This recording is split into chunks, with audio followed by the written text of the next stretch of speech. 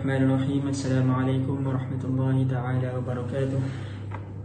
Allahumma salli wa sallim wa barik ala maulana Muhammad al-Fatih lima ughliq wal khatim lima sabaq nasiril haqqi bil haqq wal hadi ila siratikal mustaqim wa ala alihi wa sahbihi haqqa qadrihi wa miqdarihi al-azim fi kulli lamhatin wa nafasin 'adada ma wasi'ahu wa ilmuka amin. Allahumma faqqihna fid din wa 'allimna ta'wil waj'alna minal ulama'il 'amilin wa min awliyaikal muttaqin innaka ala kulli syai'in qadir. Amma ba'du. Jadi insyaAllah kita sama pembahasan kitab Mukhtasar Jiddan, membahaskan berkenaan dengan ilmu Nahwu. Jadi dalam kelas sebelum ni kita dah bahaskan berkenaan dengan Al-Kalam, pembahagian-pembahagian kalam, kemudian cara-cara mengenali setiap perincian kalam tersebut. Bagaimana kita nak mengenali isim, bagaimana kita nak mengenali fi'il, bagaimana kita nak mengenali huruf. Okey. Jadi dalam bab yang seterusnya ini kita akan masuk babul i'rab, iaitu perbahasan untuk kita mengenali, inilah intipati ataupun boleh kita katakan intipati lah untuk kitab ini. Perbahasan ilmu nahwu ini bermula daripada sini adalah intipati dia yang penting untuk kita fahami, yang perlu kita kuasai, yang dengannya insya-Allah kita boleh membaca kitab Arab. Jadi ada pun perbahasan sebelum ini berkenaan dengan al-kalam dan sebagainya. Itu dari semasa ke semasa kita perlu kuasainya juga. Tak bermakna bab tersebut tidak penting, tetapi semua bab ni pentinglah. Okey. Jadi kita masuk. Qala al-musannif rahimahullah ta'ala wa nafa'ana bi 'ulumihi fid dharain amin. Bismillahirrahmanirrahim. Babul i'rabi.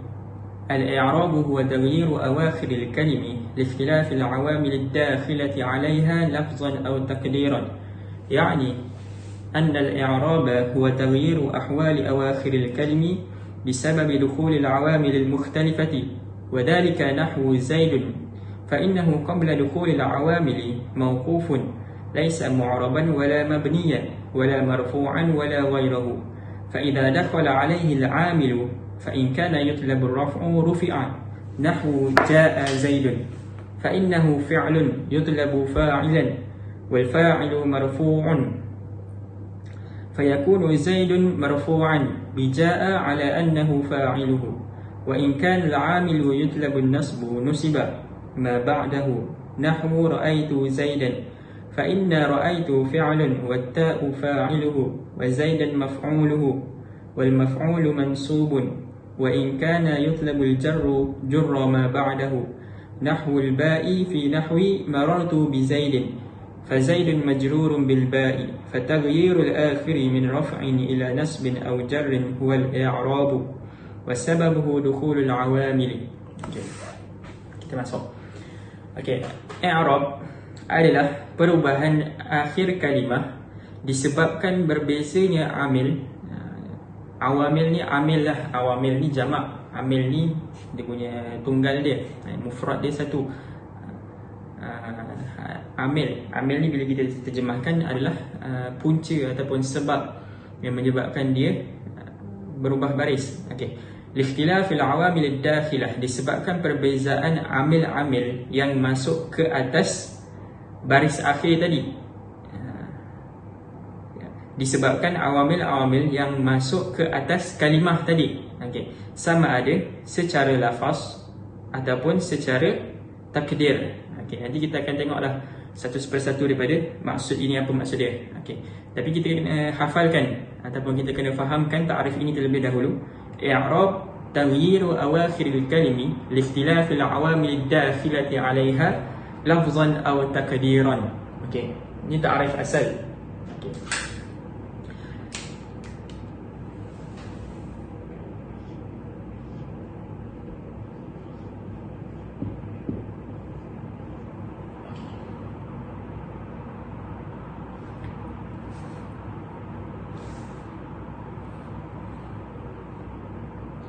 Jadi untuk memahami awamil ni, nanti kita akan tengoklah dari semasa awamil ni banyaklah. Seluruh dalam pembahasan kitab Matan Al-Jumiyah ni kita akan jumpa awamil ni secara tak langsung. Dan dia ni kita akan memahaminya secara keseluruhan lah. Apabila kita belajar satu persatu kita akan faham awamil ni apa. Okey. Dan awamil ni memang saya akan terjemahkan sebagai amil sahaja. Dan para pendengar yang mendengar ini perlu memahamilah, awamil adalah punca ataupun penyebab. Punca ataupun penyebab, bila kita terjemahkan punca ataupun penyebab. Tapi dalam belajar ilmu nahwu, biasanya guru akan menggunakan kalimah amil. Tak adalah kita nak sebutkan penyebab dan sebagainya. Memang ni istilah dalam ilmu nahwu. Okey, amil. Jadi dalam kelas yang ni dan kelas-kelas yang akan datang, kita akan gunakan istilah amil. Okey. Al-i'rab adalah perubahan baris akhir disebabkan perbezaan amil-amil, disebabkan perbezaan punca-punca yang memasuki ke atas kalimah tersebut, sama ada secara lafaz ataupun secara takdir. Sama ada perubahan di kalimah akhir tersebut secara lafaz ataupun secara takdir. Okey. Sesungguhnya i'rab adalah perubahan ahwal, perubahan baris-baris akhir kalimah disebabkan dimasuki awamil yang berbeza. Disebabkan memasuki amil-amil yang berbeza. Contoh kalimah Zaidun. Kalimah Zaidun. Okey, kita tengok kalimah Zaidun.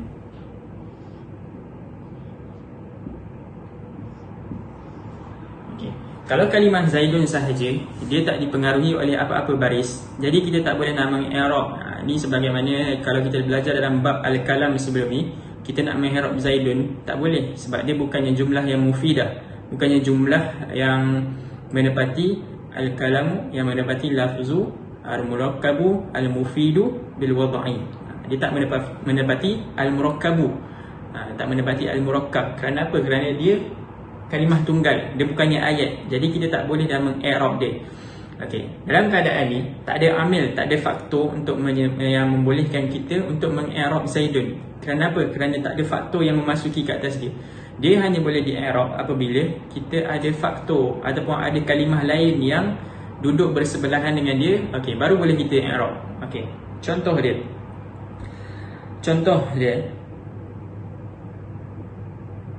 Ja'a Zaidun. Okey.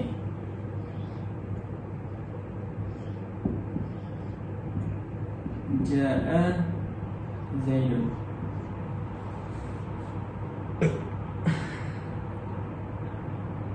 Kemudian ra'aitu Zaidan.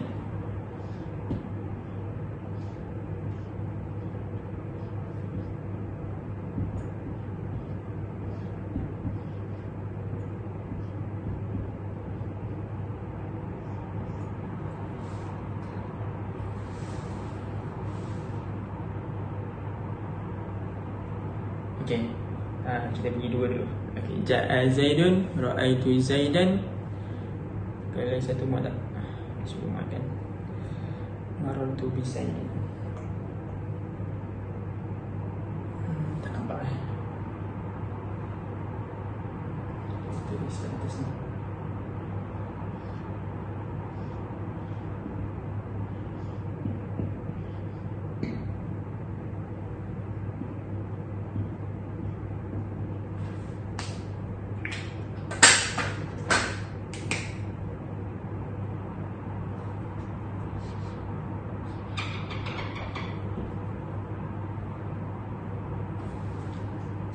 Okey, nampak Okey, kita pergi satu-satu.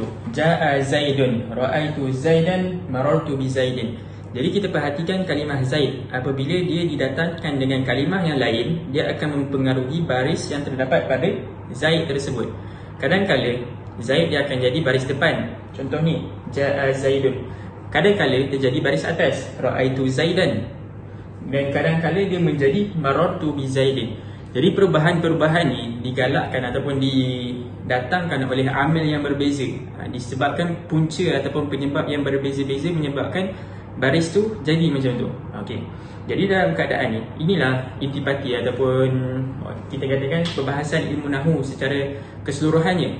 Kita nak perhatikan apa yang menyebabkan baris akhir pada Zaid ni berubah. Kenapa kadang-kadang dibaca depan, atas ataupun bawah. Okey, perbahasan ilmu nahwu kita akan belajar benda ni.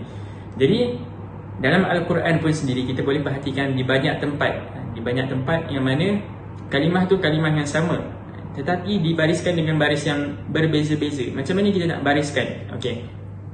Contoh kalimah Bismillahirrahmanirrahim. Bismillah. Nama Allah, Bismillahi. Okey. Lafzul jalalah, nama Allah. Jadi dalam nama Allah dekat sini, Bismillahirrahmanirrahim, dibaca dengan baris bawah. Okey, Allahi. Dan kadang-kadang di tempat yang lain pula dibaca dengan baris hadapan. Contoh, fa'lam annahu la ilaha illallah. Fa'lam annahu la ilaha illallah. Dalam Al-Quran juga dibaca dengan baris depan. Okey. Jadi inilah kita nak, dalam ilmu nahwu ni kita nak tahu kenapa dia berubah-ubah baris ini, dan kita akan pergilah satu persatu. Okey. Jadi di sini jaa Zaidun dia berbaris di hadapan kerana dia adalah fa'il. Nanti kita akan belajarlah fa'il ni apa. Fa'il ni adalah pelaku. Fa'il ni adalah pelaku. Jadi disebabkan dia adalah pelaku, fa'ilun marfu'un. Okey. Fa'ilun marfu'un. Nanti kita akan pergi satu-satu. Fa'il ni apa? Okey, fa'il ni kita perlu ingat, fa'il ni adalah pelaku. Kalau ayat dalam bahasa Melayu sekalipun, kita akan tengok siapakah pelaku dalam sesebuah ayat. Contoh, Muhammad bermain bola. Jadi siapa pelaku dalam ayat ni? Muhammad, betul? Okey, jadi kita tahu Muhammad tu pelaku. Jadi di sini dalam konteks pembelajaran ilmu nahwu bahasa Arab ni, kita kena perhatikan benda tu secara detail. Setiap ayat tu kita kena tahu siapa pelaku dia dan siapa yang terkena perlakuan tersebut. Okey. Jaa Zaidun, dia adalah pelaku. Bila pelaku, hukum dia adalah marfu'. Nanti hukum ni kita akan pergilah. Sikit lagi kita akan jumpa hukum marfu'. Kemudian marfu' ni nanti kan dia ada banyak, marfu' bil dhammah, marfu' bil waw, marfu' bil alif dan sebagainya lah. Cumanya di sini marfu' bil dhammah. Dia adalah marfu' bil dhammah. Dhammah ni baris hadapan. Marfu' bil dhammah. Okey. Itu yang pertama. Kemudian yang kedua, ra'aitu Zaidan. Dia dibaca dengan baris atas kerana dia adalah maf'ulun bih. Okey. Maf'ulun bih. Nanti kita akan tengoklah maf'ulun bih ni adalah orang yang terkena sesuatu kesan perbuatan. Contoh, Ali menyepak bola. Jadi yang terkena perbuatan sepak di sini adalah bola tersebut. Yang terkena perbuatan sepakan Ali tadi adalah bola. Okey. Jadi maf'ulun bih ni adalah benda yang terkena sesuatu perbuatan. Dia menanggung akibat daripada sesebuah perbuatan tersebut. Okey, sebagai contoh, kalau macam darabtu Zaidan. Saya memukul. Jadi dekat situ ayat ni belum sempurna. Jadi dia berkehendak kepada siapa yang menerima pukulan tersebut. Jadi yang menerima pukulan tersebut adalah Zaid. Saya memukul Zaid. Okey. Jadi dalam keadaan tersebut Zaid dia adalah maf'ulun bih. Okey. Untuk konteks ayat ni, ra'aitu Zaidan, saya melihat Zaid. Jadi Zaid ni dia terkena perbuatan daripada perbuatan saya yang melihat. Jadi saya melihat Zaid. Okey. Maf'ulun bih itulah sedikit maf'ulun bih. Nanti kita akan tengok secara lebih detail lah. Tapi kita perlu kenal fa'il, maf'ulun bih. Benda ni kita perlu kenal daripada awal topik lah, kerana kita akan jumpa daripada awal sampai habis. Memang banyak fa'il, maf'ulun bih, benda ni ulang-ulang. Adapun benda lain, contoh macam maf'ul mutlaq dan sebagainya, tu perbahasan tersebut secara khusus. Tetapi fa'il dengan maf'ulun bih ni kita akan jumpa banyak tempat. Okey. Kemudian marartu bi Zaidin. Okey, baris bawah pula. Okey, dekat sini. Okey, maf'ulun bih. Kita i'rab sikit. Maf'ulun bih mansubun bil fathah. Maf'ulun bih mansub dengan fathah. Maf'ulun bih dia terkena perlakuan. Kemudian dia dihukumkan sebagai mansub. Kemudian dia dimansubkan dengan fathah. Nanti fathah ni terbahagi pada 5 tanda. Dekat sini tanda dia fathah lah, tanda baris atas. Nanti ada yang tanda dia adalah baris bawah, ada yang tanda dia dengan ya dan sebagainya. Okey, tu nanti kita akan tengok. Okey. Kita tengok marartu bi Zaidin. Okey, Zaidin baris bawah pula. Okey, ni kenapa? Okey, dia baris bawah kerana dia dimasuki sebelum tu oleh huruf jar. Okay, ataupun huruf khafat. Huruf khafat ni kita dah masuk dalam perbahasan kelas sebelum ni. Kelas yang minggu lepas kita dah masuk. Apa dia huruf-huruf khafat? Wa hiya min wa ila wa an wa ala wa fi wa ruba wal ba wal kaf wal lam. Wa ruba wal kaf wal lam. Kemudian masuk wa huruful qasami wa hiya wal al waw al ba at ta. Okey. Jadi dekat sini dimasuki oleh huruf ba. Ba ni huruf khafat. Okey, secara tak langsung kita tahu Zaidin ni adalah isim. Kerana apa? Kerana dimasuki oleh huruf khafat ataupun huruf jar. Okey. Jadi disebabkan dimasuki oleh huruf jar ataupun huruf khafat, nama pun dia pun sendiri bernama huruf khafat. Bermaksud dia akan menyebabkan kalimah yang datang selepas dia adalah didatangkan dengan baris bawah ataupun dihukumkan dengan hukum majrur ataupun makhfud. Okey. Jadi dekat sini Zaidun, dia kalau kita nak meng-i'rab dia adalah isim jar.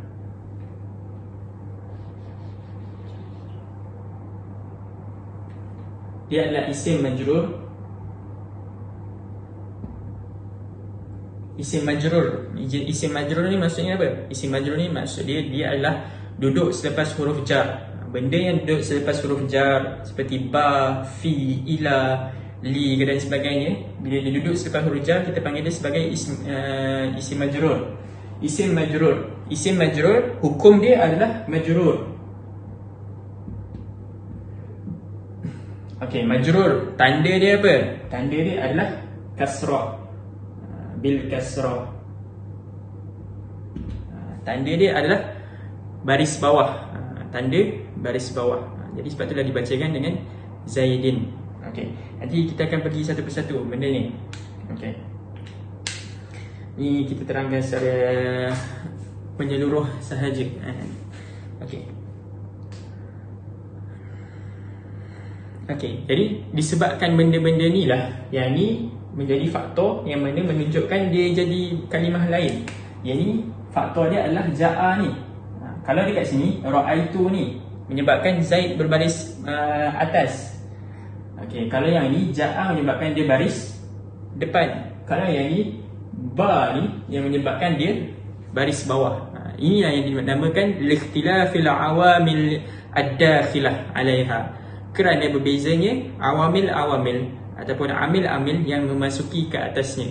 Okey, jadi kita memang kena perhatikanlah awamil ni. Okey. Okey, wa qawluhu lafzan. Okey, ta'rif tadi lafzan atau takdiran.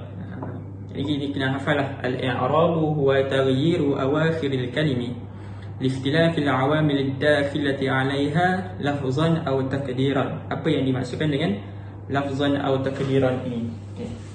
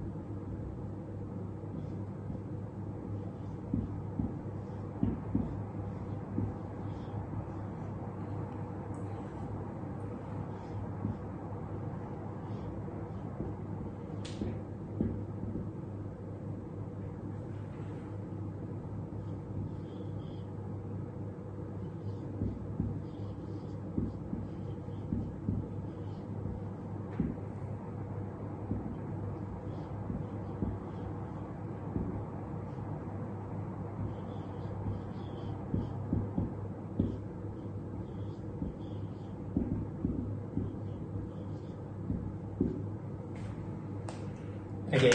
Secara ini adalah maksud al-i'rab secara keseluruhan.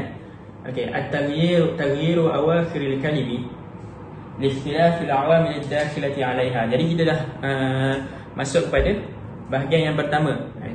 Kalau kita nak pecahkan takrif ini kepada dua bahagian, taghyiru awakhiril kalimi li ikhtilaf al-awamil ad-dakhilati 'alayha.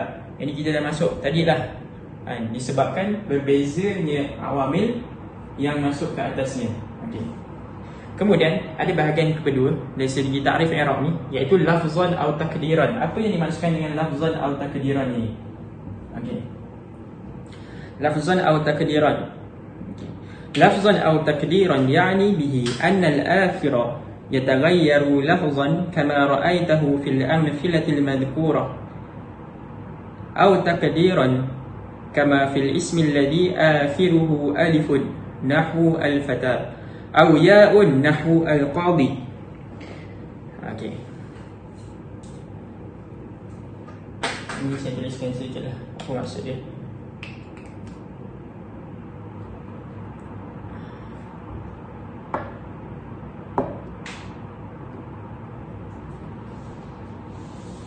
Okey, kita masuk lafzan atau takdiran ni apa? Lafzan atau takdiran ni boleh kita katakan sebagai benda yang nampak secara jelas pada mata kita. Baris akhir tersebut kita lihat secara jelas, ditulis dalam buku tersebut, ditulis dalam tulisan. Manakala kalau takdiran adalah sesuatu yang kita hanya mentakdirkan, benda tu wujud tapi tak nampak, tapi kita mampu untuk takdirkan dia, benda tu ada. Okey. Contohnya kalimah yang akhirnya adalah al-fata, ataupun kalimah yang akhir dia adalah ya, contohnya al-qadi. Okey. Fa innal alif al-layyinata yata'addaru tahrikuha. Sesungguhnya alif yang layyinah, iaitu alif maksurah, uzur daripada membariskannya, maka uzur kerana membariskannya. Alif kan, alif ni tak boleh kita nak sebut kan. Kalau kita belajar dalam ilmu tajwid, dia adalah huruf jauf kan. Huruf jauf ni benda yang tak boleh kita nak sebutkan, benda yang tak berbaris tapi dia ada kan. Dia ada tapi dia tak berbaris. Tak boleh nak berbaris atas, tak boleh nak berbaris bawah, tak boleh nak berbaris depan. Tetapi dalam ilmu nahwu, benda tu boleh ditakdirkan baris walaupun benda tu tak nampak. Contoh kalimah al-fata. Okey, al-fata maksudnya pemuda. Okey. Di sini hujung dia adalah alif maksurah. Alif maksurah. Tetapi kita tak boleh nak membariskan dia sebab dia adalah alif. Tetapi kita boleh mengenali, kita boleh mentakdirkan sama ada dia adalah dhammah ataupun dia adalah baris depan, bawah ataupun baris atas. Kita boleh nak takdirkan. Okey. Kerana dia uzur daripada menerima sebarang baris. Dia tak boleh nak menerima sebarang baris. Sebab apa? Sebab dia adalah alif maksurah. Okey. Maka ditakdirkan i'rab ke atasnya. Contoh dia ja'al fata. Fal fata fa'ilun marfu'un bi dhammatin muqaddaratin 'ala al-alif mana'a min zuhuriha at-ta'addur. Okey, contoh kalau kita tambahkan amil di kalimah ini, ja'a. Okey. Telah datang seorang pemuda. Telah datang seorang pemuda. Jadi sebagaimana tadi, dia adalah pelaku, betul. Jadi kita akan i'rab dia sebagai fa'ilun. Okey, fa'il. Kemudian bila dia fa'il, automatik dia adalah marfu'un. Marfu'un. Okey. Okey. Fa'il marfu'un ni kalau tengok dalam kuliah saya yang pertama, dalam kelas yang minggu yang pertama yang dulu sekali, kita ada saya ada bahaskan berkenaan dengan mauqi'. Mauqi', hukum, alamat dan juga sabab. Okey, dia ada 4. Jadi nak meng-i'rab, dia sebenarnya perlukan melihat kepada 4 sisi ni. Okey. Jadi fa'il ni dinamakan sebagai mauqi'. Okey, marfu' ni dinamakan sebagai hukum. Maksud dalam kategori hukum. Hukum marfu', mansub, majrur ataupun majzum. Okey, kemudian alamat, iaitu tanda. Tanda dia apa? Okey, di sini tanda dia adalah dhammah. Fa'ilun marfu'un wa alamatu raf'ihi dhammatun. Okay. Tetapi di sini, adakah kita nampak dhammah tersebut ditulis secara zahir? Tak nampak. Kenapa? Kerana dia adalah alif, kan? Alif maksurah. Jadi tak boleh kita nak baca sama ada al-fata'u ataupun al-fatayu. Tak boleh. Kerana apa? Kerana alif memang sifatnya tak disebutkan. Okey, jadi dekat sini berlaku satu keuzuran. Yang mana keuzuran daripada penyebutan kerana alif ni tak boleh nak disebut. Okey, disebabkan dia tak boleh nak disebut, tapi kita tahu dia adalah dhammah, maka kita akan mengi'rab dia marfa'ilun marfu'un wa 'alamatu raf'ihi dhammatun muqaddaratun. Dhammah yang ditakdirkan, itu maksud dia. Dhammah yang ditakdirkan alal alifi. Dhammah yang ditakdirkan pada huruf alif. Huruf alif ini huruf alif. Alif maksurah kita panggil. Alif yang datang dalam bentuk macam bentuk ya ni, dipanggil sebagai alif maksurah. Okey. Dhammatun muqaddaratun 'ala alif mana'a min zuhuriha at-ta'adzur. Jadi dekat sini kita kena bagi tahu kenapa kita tak boleh nak, kenapa dia ditakdirkan. Okey, mana'a min zuhuriha.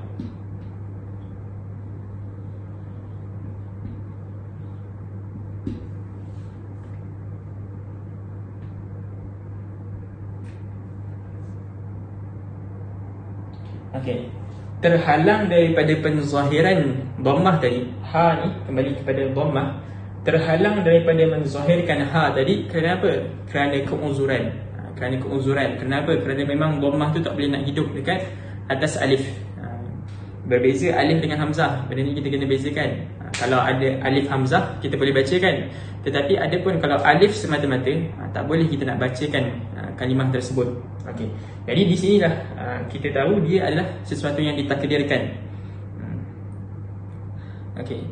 Contoh kalau kita tukar amil dia, dekat sini kita gunakan ja'al fata. Contoh kalau saya tukarkan, kita guna ra'aitu.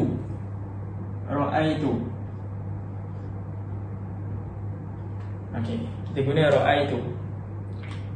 Ra'aitu al-fata. Okey. Seperti yang saya dah sebutkan tadi, bila ra'aitu, bila saya melihat al-fata, maksudnya al-fata ni terkena kesan daripada penglihatan saya tadi. Okey. Jadi dalam keadaan tersebut, al-fata menjadi maf'ulun bih, benda yang menerima kesan daripada benda lain. Okey. Jadi dalam keadaan ni, mauqi' dia ataupun kedudukan kalimah tu, dia bukan lagi sebagai pelaku. Pelaku dekat ayat ini adalah saya. Saya. Okey. Jadi dia jadi apa? Dia dah tak jadi pelaku. Dia jadi orang yang menerima kesan perbuatan tersebut. Itulah yang dipanggil sebagai maf'ulun bih. Maf'ulun bih. Okey, maf'ulun bih maksudnya benda yang terkena kesan daripada perbuatan tersebut. Okey. Adapun pelaku dalam ayat ni saya. Okey. Ra'aitul fata. Okey, maf'ulun bih. Bila maf'ulun bih, hukum dia automatik akan menjadi mansub. Ni macam sifil lah. Dia bila kita tahu fa'il marfu', maf'ulun bih mansub. Benda ni seperti sifir lah kalau kita belajar matematik kan. Kalau tak boleh kita nak persoalkan 2 kali 2 jadi 4. Kenapa jadi 4? Benda ni tak boleh kita nak persoalkan. Kerana apa? Kerana dia memang dah jadi macam tu. Hukum tu dah memang macam tu. Maf'ulun bih, hukum dia mansub. Jangan kita persoalkan. Kerana apa? Dan benda ni akan kekal sampai bila-bila lah. Contoh kalau macam hukum fiqh pun, hukum solat tu wajib. Solat 5 waktu adalah fardu ain, wajib ke atas setiap Muslim yang berakal. Jadi dalam keadaan disebut hukum tu fix atau tetap sampai bila-bila. Itulah juga dalam ilmu nahwu ini. Jadi maf'ulun bih mansub. Kita kena ingat maf'ulun bih mansub. Okey, kemudian alamat dia. Alamat dia apa? Alamat dia di sini sepatutnya dia jadi mansubun wa alamatu nasbihi fathatun. Okey, fathatun. Maf'ulun bih mansub dengan fathah. Okey. Tetapi di sini tak boleh kita nak zahirkan. Kerana seperti tadi lah, dia adalah alif maksurah. Okey. Jadi dia akan jadi fathatun muqaddaratun ala alif. Fathatun muqaddaratun ala alif. Okey. Mana'a min zuhuriha.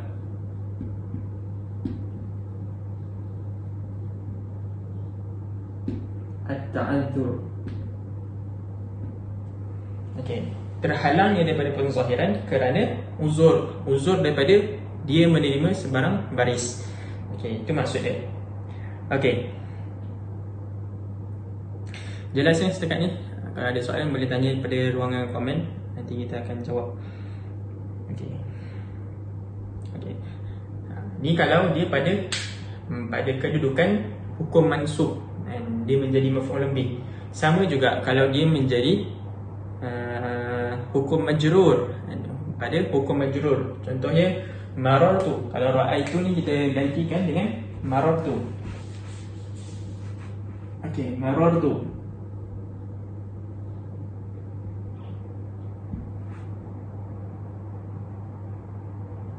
Marartu bil fata. Saya berjalan dengan seorang pemuda. Okey, bil fata huruf jar. Jadi seperti mana yang saya sebutkan tadi, bila huruf jar selepas dia automatik menjadi mauqi' dia, ataupun mauqi' ni kedudukan dia menjadi apa?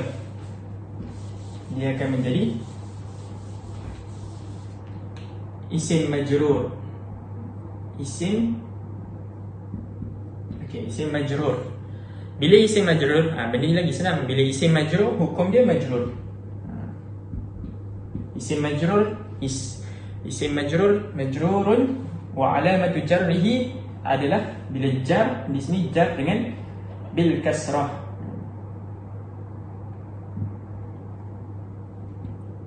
Okey, tetapi dia tak boleh nak menerima baris bawah kerana dia adalah alif maksurah. Okey, jadi dia adalah kasratun muqaddaratun ala al-alifi mana'a min zuhuriha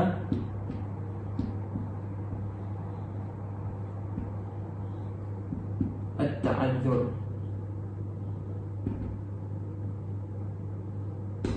Okey, terhalangnya daripada penzahiran kasrah tersebut kerana ta'azzur. Sama juga ta'azzur. Okey. Okey, ni untuk alif maksurah. Ni untuk alif maksurah yang mana hujung kalimah tersebut adalah menggunakan alif maksurah. Banyaklah dalam kalimah bahasa Arab, bila hujung dia adalah alif maksurah, dia akan ditakdirkan dan di-i'rabkan dengan cara yang sebegini. Sama ada pada keadaan dia fathah, dhammah ataupun kasrah, semuanya ditakdirkan. Tak boleh kita nak baca. Tak boleh kita nak baca. Okey.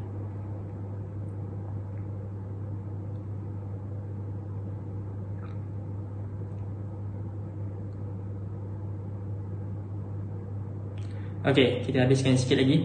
Okey. Ini kalau hujung dia adalah alif. Okey. Sekarang kita tengok kalau hujung dia adalah ya.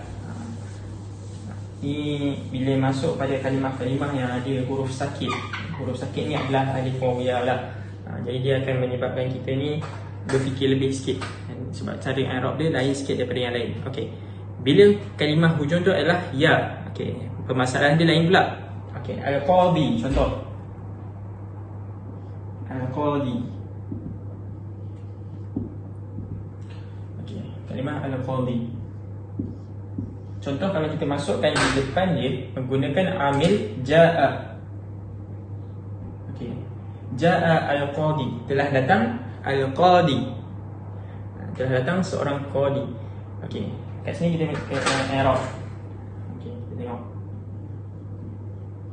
Okey. Hukum alamah sebab. Pembahasan berkaitan mauqi' hukum alamah sebab ni nanti kita akan perincikan lagi lah.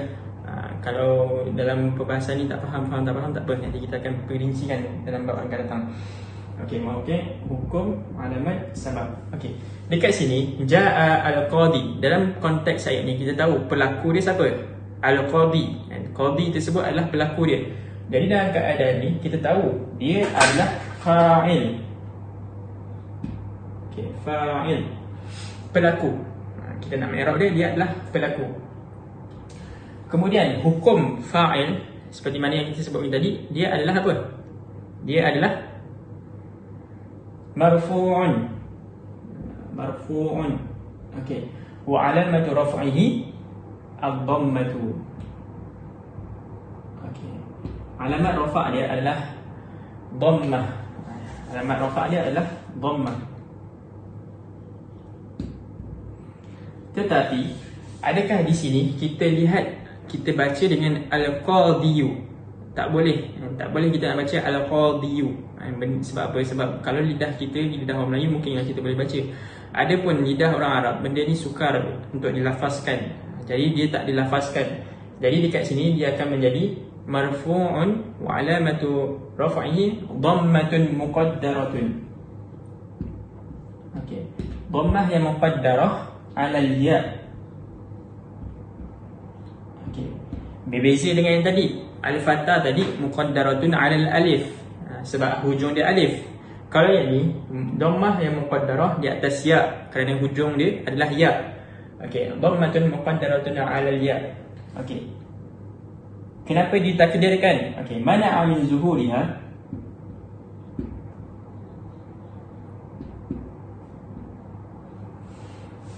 As-siqal. Okey, terhalangnya dari penzahiran dhammah ini kerana apa? Adalah kerana as-siqal, iaitu berat. Dari sudut lidah orang Arab, berat untuk dia menyebutkan. Jadi ini berbeza dengan sebab al-fathah tadi. Kalau al-fathah memang tak boleh nak dimasuki oleh sebarang baris. Adapun yang ini, al-qadhi, boleh dimasuki baris, tetapi dia berat untuk dilafazkan oleh orang Arab. Kita jangan ikut lidah ajam, jangan ikut lidah orang Melayu ni. Jadi kita ikut lidah orang Arab. Jadi orang Melayu ni tak kisahlah daripada logat Kelantannya dengan logat Terengganu dan sebagainya. Mungkinlah mereka boleh lafazkan sebab kita ni banyak logat kan. Kita dah terbiasa bercakap dengan macam-macam gaya sekalipun, Kedahnya, Sabah Sarawaknya dan sebagainya. Tetapi di sini kita ikut lidah orang Arab. Orang Arab dia susah nak melafazkan al-qadhiyu. Benda tu berat untuk lidah dia melafazkan. Okey. Okey. Itu kalau kita guna ja'a. Okey. Macam mana pula kalau kita ubah? Kita ambil ra'aitu. Okey. Ra'aitu.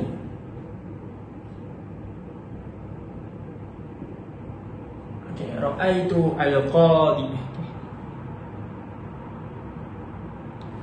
Kita ambil marartu dulu. Okey, marartu. Marartu bil qadhi. Saya berjalan dengan seorang qadhi. Okey. Di sini dia duduk lepas huruf jar. Okey, ingat bila duduk lepas huruf jar dia menjadi isim majrur. Okey, isim majrur. Ingat ni konsep yang asas lah. Fa'il, maf'ulun bih, isim majrur. Benda ni kita kena hafalkan. Isim majrur, hukum dia majrur. Fa'il, hukum dia marfu'. Maf'ulun bih, hukum dia mansub. Walaupun kita tak belajar, tapi benda ni penting. Nanti kita akan tengoklah teliti secara mendalam. Cumanya disebabkan contoh ni sentiasa menggunakan contoh ni daripada awal, kita kena tahulah. Okey, isim majrur, hukum secara tak langsung menjadi majrur. Wa alamatu jarrihi adalah kasrah. Alamat dia sebenar adalah kasrah. Okey. Tetapi tak dilafazkan. Kasratun muqaddaratun, yang ditakdirkan. Alal ya, yang ditakdirkan pada ya. Sepatutnya kita baca al-qadhi. Al-qadhi. Ya tersebut baris bawah. Okey. Tetapi dia ditakdirkan kasratun muqaddaratun alal ya, mana'a min zuhuriha al-thiqalu. Sama juga, terhalangnya daripada dia menzahirkan dia adalah kerana dia berat. Dia adalah berat. Okey, berat untuk dilafazkan pada bibir orang Arab. Pada lidah orang Arab benda tu sukar. Jadi ditakdirkan sahaja. Okey.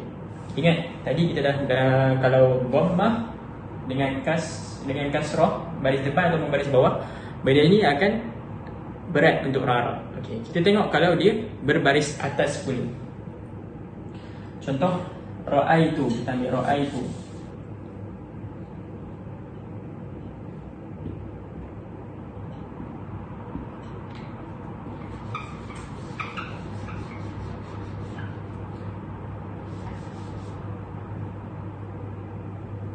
Okey. Tetapi kalau ra'aitu bila dia masuk kepada ya ni, yang hujung dia ya, fathah dia ataupun baris atasnya tetaplah akan dilafazkan. Masih lagi kita baca ra'aitul qadiyah. Ra'aitul qadiyah. Jadi benda ni tidak berat di sisi orang lidah orang Arab. Jadi dia tidak ditakdirkan. Malah dia adalah zahir. Jadi dekat sini ra'aitul qadiyah dia dibaca dengan ra'aitul qadiyah. Dia tidak ditakdirkan. Berbeza pada keadaan dia berbaris depan. Kita tak boleh baca al-qadiyu, tak boleh, benda tu berat. Tak boleh kita baca dengan baris bawah al-qadiyi, benda tu berat. Jadi tak boleh nak dizahirkan. Adapun baris atas, benda ni adalah tidak berat di sisi orang Arab. Jadi kita mengi'rab dia secara lafaz, bukannya secara takdir. Jadi dekat sini jadi maf'ulun bih. Maf'ulun bih, kerana dia terkena perbuatan saya yang melihat. Hukum dia mansub. Okey, alamat dia adalah fathah. Okey, fathah. Okey. Jadi ini sebenarnya ringkas. Jadi kesimpulannya secara keseluruhan, fal farqu baina ma akhiruhu alifun aw ya'un annama akhiruhu alifun yata'adharu izharu i'rabihi raf'an wa nasban wa jarran, wa ma akhiruhu ya'un la yata'adharu walakinnahu yustathqalu raf'an wa jarran. Okey, beza di antara yang hujung dia alif, contoh al-fatah tadi, dan hujung dia ya, contohnya al-qabi. Beza dia apa? Kalau di hujungnya adalah alif, maka tak boleh kita nak zahir pada ketika rafa', nasab dan jar. Pada tiga-tiga keadaan tak boleh kita nak menzahirkan. Okey. Ni kalau dia adalah hujungnya alif. Manakala jikalau hujung dia adalah ya, maka dia bukannya uzur untuk menzahir baris tersebut. Bukan, dia bukan uzur, tetapi dia adalah berat untuk dizahirkan. Yastaskilu, iaitu ataupun yustathqalu, dia anggap sebagai memberatkan lidah untuk menyebutnya pada keadaan rafa', iaitu baris depan, dan juga pada keadaan jar, pada keadaan dia baris bawah. Contohnya qadi ni, pada keadaan rafa', iaitu baris depan, kita tak zahirkan dia kerana berat. Begitu juga kalau baris bawah berat, jadi kita tak zahirkan dia. Adapun ketika dia nasab berbaris atas, kita zahirkan dia. Okey. Jadi cukup sekadar tu. Jadi kelas hari ni dah sampai kepada penghujungnya. Kita boleh faham i'rab. Jadi kita pergi secara ringkas apa yang kita belajar pada hari ini. Okey, i'rab. Kita belajar hari ini berkenaan dengan ta'arif i'rab. Okey. Ta'arif i'rab ni adalah perubahan. Ni saya tulis point baris akhir pada sebuah kalimah disebabkan faktor yang berbeza. Faktor-faktor yang berbeza. Kemudian perubahan baris tersebut, baris akhir tu terbagi kepada dua. Boleh jadi secara lafaz ni dibaca, ataupun secara takdir, maksudnya diandaikan sahaja.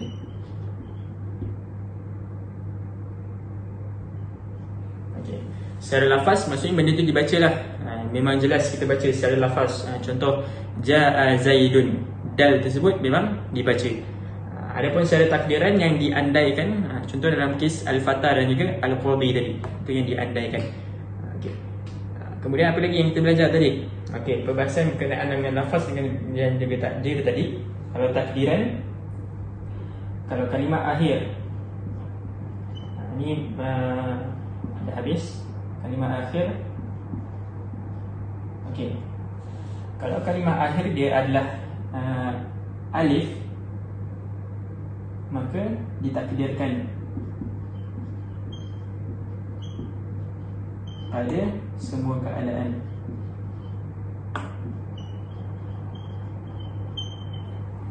Boleh nampak? Okey. Okey, ditakdirkan pada semua keadaan. Kalau kalimah akhir dia adalah alif. Adapun kalau kalimah akhir dia adalah ya.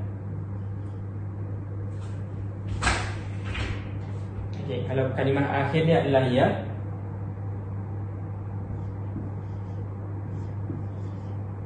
okey, ditakdirkan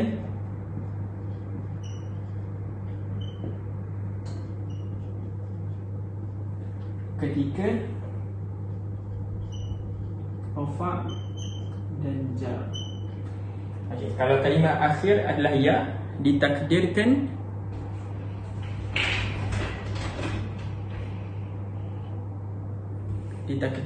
ketika rafa' dan jar. Okey. Jadi ini kesimpulan yang kita pelajari pada hari ini. Harap boleh bagi kefahaman sedikit kepada kita. InsyaAllah. Jadi kalau ada sebarang soalan boleh tanya pada ruang komen. InsyaAllah kita akan menjawabnya. Cukup sekadar itu. Wallahu ta'ala a'lam. Semoga Allah beri kefahaman kepada kita dan memudahkan kita memahami ilmu nahwu dan serta memahami isi kandungan Al-Quran, hadis dan sebagainya. Dan kita niatkan juga supaya Allah memudahkan urusan segala ibu bapa kita, ahli keluarga kita, para masyayikh, guru-guru, dan segera diberikan kesembuhan buat penyakit yang melanda sekarang ini. Ala hadhihi niyat al-Fatihah.